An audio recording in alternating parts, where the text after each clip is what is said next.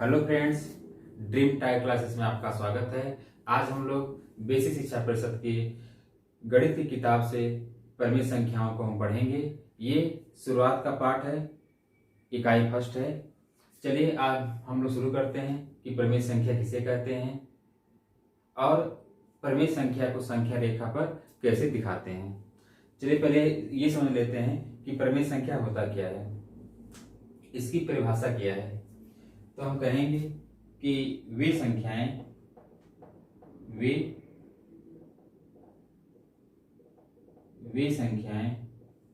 जिसे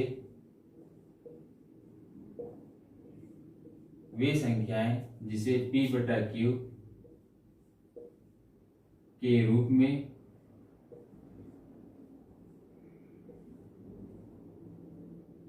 लिखा जा सकता है,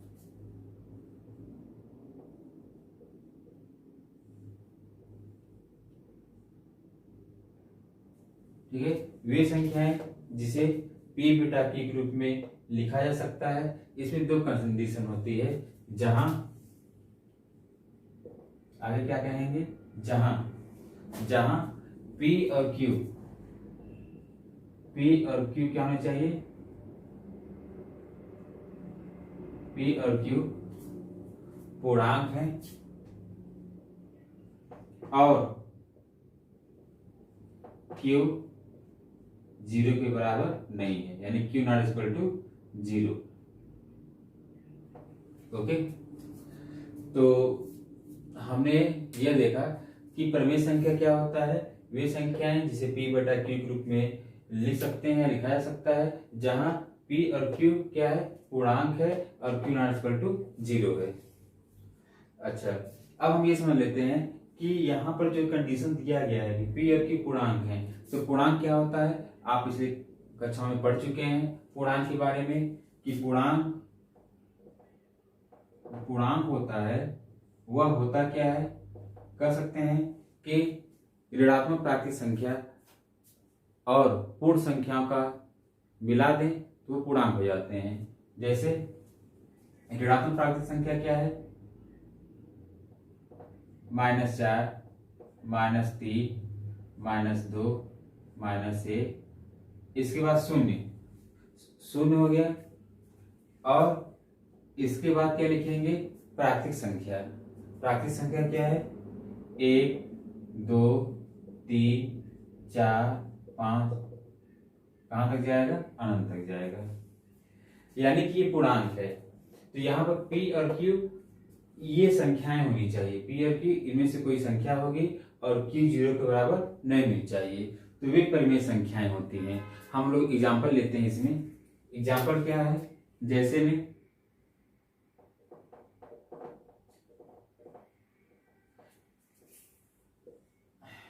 जैसे 1/2, तो 1/2 क्या है, ये परिमेय संख्या है कि नहीं है, पहले चेक कर लेते हैं। जो कि परिभाषा में बताया गया है कि वे संख्या जैसे P बटा Q के रूप में लिख सकते हैं, जहां P और Q क्या होना चाहिए, पूर्णांक होने चाहिए और Q 0 बराबर नहीं होने चाहिए। तो यहाँ पर एक क्या है और 2 क्या है, 1, 2 पूर्णांक है, 1 और 2 क्या है, पूर्णांक है। पहला कंडीशन तो फॉलो हो रहा है कि P की पूर्णांक होनी चाहिए, तो यहाँ पर P और Q क्या है, 1 और 2 पूर्णांक है, ठीक है। और इसके बाद ये जो 2 है 0 के बराबर नहीं होने चाहिए, और 2 क्या है, 0 के बराबर नहीं है, तो इसे हम क्या कहेंगे कि ये पूर्णांक है, ठीक है। ये अगर कंडीशन फॉलो हो रहा है, ये दिखाई दे रहा है यहाँ पे परिमेय संख्या। तो जब ये कंडीशन फॉलो हो रहा है तो 1/2 क्या होगा, परिमेय संख्या है, तो ये क्या होगा, परिमेय संख्या।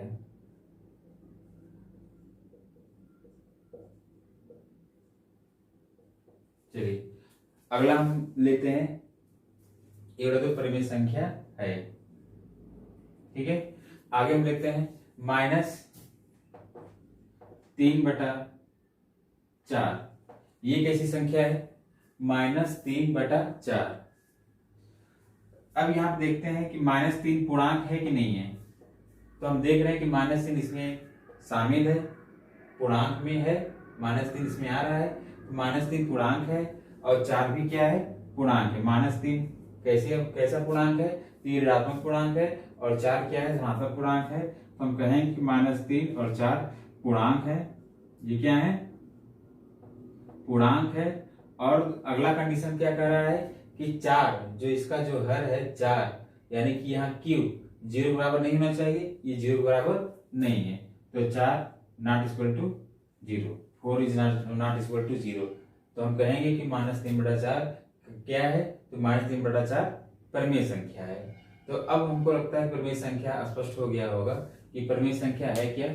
तो परिमेय संख्या का सीधा सीधा यही है कि P और Q पूर्णांक होने चाहिए, कंडीशन है ये। और Q 0 के बराबर नहीं होना चाहिए, जो उसका हर है वो 0 के बराबर नहीं होना चाहिए। चलिए अगला एग्जांपल लेते हैं। 0 कैसी संख्या है? 0 परिमेय संख्या है या नहीं? 0 परिमेय संख्या है या नहीं? तो इसको हम क्या कहेंगे? 0 को हम ऐसे भी लिख सकते हैं, 0 को 0/1 के रूप में भी लिख सकते हैं। अगर अब यहाँ पर 0/1 के रूप में लिख दिए तो यहाँ पर 0 और 1, यहाँ पर 0 और 1 क्या है? 0 और 1 ये दोनों पूर्णांक हैं। क्या है? ये दोनों पूर्णांक हैं। और क्या है कि 1 जो है 0 के बराबर नहीं है, 1 0 के बराबर नहीं है। तो हम कहेंगे कि 0 क्या है? परिमेय संख्या है। 1/2 परिमेय संख्या है, -3/4 परिमेय संख्या है और 0 भी परिमेय संख्या है। इसी तरह 5 कैसी संख्या है? 5 परिमेय संख्या है या नहीं? तो कहेंगे हाँ 5 भी परिमेय संख्या है। 5 को हम 5/1 के रूप में लिख सकते हैं, यानी कि यहाँ 5 और 1 ये भी दोनों पूर्णांक हैं। ओके, 5 और 1 दोनों पूर्णांक है और 1 0 के बराबर नहीं है। ठीक है, एक एग्जांपल और लेते हैं। 0.2 0.2 कैसी संख्या है? परिमेय संख्या है या नहीं? तो हम कहेंगे कि ये भी परिमेय संख्या है। इसको हम ये जो दशमलव भिन्न दिया हुआ है इसको साधारण भिन्न में बदल लेंगे। तो कैसे बदलेंगे? लिखेंगे इसको हम 0.2 में अगर हम ऊपर नीचे 10 का गुणा कर देते हैं तो ये हो जाता है 2/10। अब यहाँ पे 2 और 10 ये दोनों क्या है? पूर्णांक हैं और 10 क्या है? 0 के बराबर नहीं है, इसलिए 0.2 भी परिमेय संख्या होगी। चलिए अब हम आगे पढ़ते हैं कि परिमेय संख्या को संख्या रेखा पर हम कैसे दिखाएंगे। परिमेय संख्या को संख्या रेखा पर कैसे दिखाते हैं?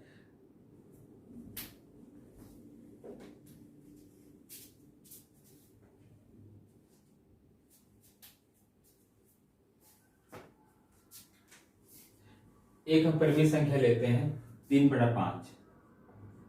3/5 परिमेय संख्या है। 3 पूर्णांक है, 5 पूर्णांक है और 5 0 के बराबर नहीं है, इससे 3/5 कैसी संख्या है? परिमेय संख्या है। संख्या रेखा, ये एक रेखा है। इस रेखा पर हम संख्या को देखा कि ये बीच में 0, यहाँ पर 1, ओके, यहाँ -1 हो गया। अब यहाँ पर 3/5 दिया हुआ है। अब 3/5 को 0 और 1 को 0 से 1 तक हम गए हैं, इसको जो है हम 5 भागों में डिवाइड कर देते हैं। 1 2 3 4, 1 2 3 4 5, ये 5 हो गया। यानी कि जो एक जो लाइन है यहाँ पे जो एक ये पॉइंट है, ये होगा 1/5, ये हो जाएगा 2/5, ये हो जाएगा 3/5, ये हो जाएगा 4/5 और ये हो जाएगा 5/5। 5/5 मतलब 1 हो गया। ठीक है, अब यहाँ पे 3/5 हमको दिखाना है। तो 3/5 कहाँ है? हम 0 से शुरू करेंगे, 0 शुरू करेंगे, कहाँ तक जाएंगे? 3/5 तक जाएंगे। तो ये जो यहां से 0 से लेकर के 3/5 तक गए, यहां तक 0 से यहां तक की दूरी को हम 3/5 कहेंगे। तो ये क्या हो जाएगा? 3/5। ठीक है, तो ऐसे हम ऐसे जो है संख्या रेखा पर परिमेय संख्या को दिखाते हैं। चलिए अब हम अगला एक एग्जाम्पल लेते हैं। इसमें हम दो परिमेय संख्याओं को जोड़ेंगे और उस जोड़ को संख्या रेखा के माध्यम से हम कैसे प्राप्त करते हैं ये भी हम देखेंगे। कहने का मतलब यह हुआ कि दो परिमेय संख्या को जोड़ते हैं, उसकी जांच हम परिमेय संख्या को संख्या रेखा पर लिख करके करेंगे। ठीक है, चलिए मान लीजिए कि एक परिमेय संख्या 3/5 है और इसमें एक दूसरा परिमेय संख्या -13/5 को जोड़ना है। 3/5 प्लस ब्रैकेट में -13/5 क्या करना है? 3/5 में -13/5 को क्या करना है? जोड़ना है। कैसे जोड़ेंगे इसको? चलिए हम इसको देखते हैं कैसे जोड़ते हैं। इसको जब हम हल करते हैं यहाँ पर तो ये हो जाता है 3/5 धन है और यहाँ ऋण है, तो धन में जब ऋण का मल्टीप्लाई होगा तो ये ऋण हो जाएगा, तो ऋण 13/5 और ये क्या हो जाएगा? 13 में से 3 जाएगा तो 10, ये 10 हो गया और चिन्ह क्या होगा? ऋण होगा। क्यों ऋण होगा? क्योंकि ऋण वाली जो है संख्या ज्यादा है, जिसकी संख्या ज्यादा होती है उसी का हम जो है चिन्ह लगाते हैं। तो ये ऋण 10/5। अब हम चेक करेंगे कि ये जो ऋण 10/5 आया हुआ है ये अब संख्या रेखा से कैसे प्राप्त कर सकते हैं? क्या इसे जो है संख्या रेखा पर दिखा सकते हैं? चलिए इसको हम करते हैं। ये संख्या रेखा है, इस संख्या रेखा पर यहां 0 लेते हैं। पहले 3/5 क्योंकि पॉजिटिव है, ये 3/5 गिन लेते हैं। 1/5, 2/5, 3/5, 4/5, 5/5 और ये 5/5 क्या हो जाएगा? 1 हो जाएगा। ठीक है, ऐसे में आगे बढ़ते चले जाएंगे और इस तरफ 0 के दाएं तरफ पॉजिटिव संख्या और 0 के बाएं तरफ नेगेटिव संख्या को दिखाएंगे। अब हम इस तरफ चलेंगे बाएं तरफ यानी लेफ्ट साइड में, तो ये हो जाएगा -1/5, -2/5, -3/5, -4/5, -5/5, -5/5 क्या होगा? ये -1 हो जाएगा। -6/5, -7/5, इसको और आगे बढ़ाते हैं -8/5, -9/5, -10/5, -11/5, ऐसे ही आगे हम लिखते चले जाएंगे। ठीक है, सबसे पहले हम 3/5 को हम संख्या रेखा पर दिखा लेते हैं। तो 3/5 हमारा यहाँ पर है, तो यहां से हम शुरू करेंगे 0 से शुरू करेंगे तो ये आया यहाँ पर, तो ये मेरा हो गया 3/5। ठीक है, ये 3/5 हो गया। अब हमको जो है 13/5 क्योंकि माइनस ये बता रहा है कि हमें उल्टी दिशा में, यानी पहले तो हम इस दिशा में गए, अब उल्टी अपोजिट इसका डायरेक्शन विपरीत दिशा में हम ऐसे जाएंगे। तो ये 13/5 यानी कि 13 खाना हम इस तरफ से काउंट करेंगे। तो ये हो जाएगा 1, ये 0 हो जाएगा, 1 2 3 4 5 6 7 8 9 10 11 12 13 ये आया। यानी कि हम यहां से स्टार्ट करेंगे ऐसे और यहां तक आ जाएंगे।